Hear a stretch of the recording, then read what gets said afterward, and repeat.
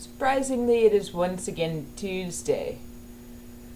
I really appreciated the moment of silence that Jill had yesterday for Memorial Day. It's always kind of a really sad time for the Badger and I. Yesterday was the least sad it's ever been because yesterday was also the day that the Badger got back. So he is finally back and he is in the bedroom sleeping, as Badgers do, because it's very late. And I am just now getting around to the video because we were doing things most of the day. So, yeah, it is question week, and I only got 4 questions. Thanks, Mom, for, providing some questions. That was really appreciated.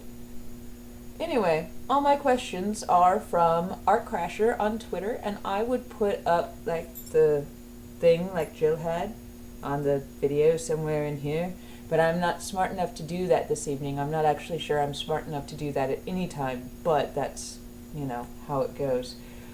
I can only really talk about 2 of the questions because those are what I have a lot of experience with, but the 4 questions were, and I know I'm not pronouncing this right, but I'm really tired. The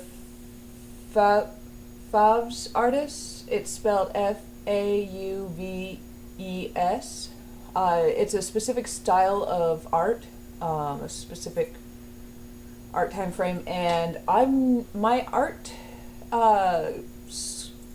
education isn't really traditional, so I don't really have a lot of information about things like that, or that style, or any of these specific artists. Antique tractor wrenches, which I think are really cool. I really think that old tools are really amazing and cool looking. Tools just aren't made with the same artistic style as they used to be. Art Crasher found an antique tractor wrench the other day and posted a picture of it on Twitter, and it looks like, I don't even know, it looks like some sort of a fertility goddess statue. It's really cool. The other questions were inner city gardening or what's a good tea. Inner city gardening, you've got a couple options. Some cities have what are called pea patches, which is about a half an acre to a few acres of property that the city owns, generally through Parks and Rec. Sometimes it's a private business, and you can sign up to get a plot, and then you go and you grow your vegetables and you take care of it through the year, and then you get your vegetables at the end of the year, and it's really a cool idea. But not every city has that, and some of the cities that do have it have this massive waiting list. So you can do container gardening very, very easily and very well in city. There's generally always going to be some way to access space for pots and sunlight, whether it's at your apartment or house or at somebody else's that you can go in on this with. A really great book for that is a book called Square Foot Gardening, and if you are really, really interested in it, I really advise you getting it. Now, as to good teas, I'm this kind of weird tea snob. When I'm drinking tea just during the day instead of coffee, which is what I do now because I can't drink coffee anymore like I used to, I just get really cheap toasted rice tea, and I just put my tea ball of loose leaf tea in my teapot and just keep adding water to it throughout the day, and that's very trashy and cheap of me. But when I do go and get really nice teas, I get really, really nice teas. This one, it's called Blue People. It's, I can't pronounce the type of tea it is. It's a fermented green tea. This is the same thing. There we go. There we go.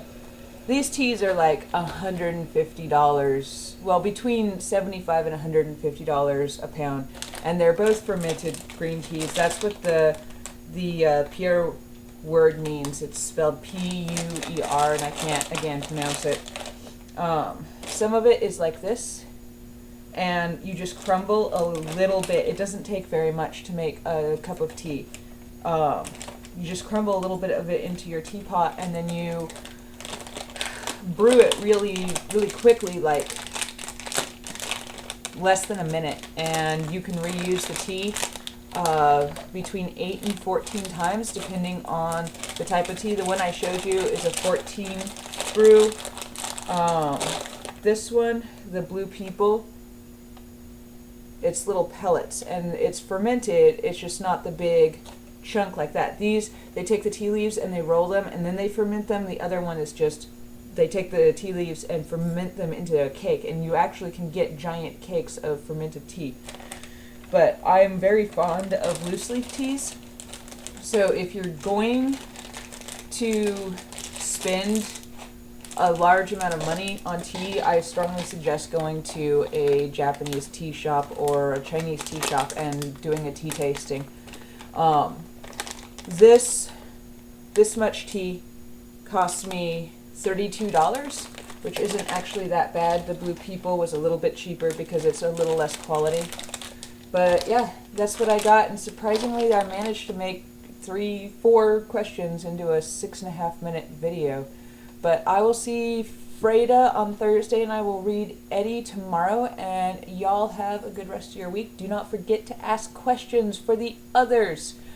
I will talk to you later.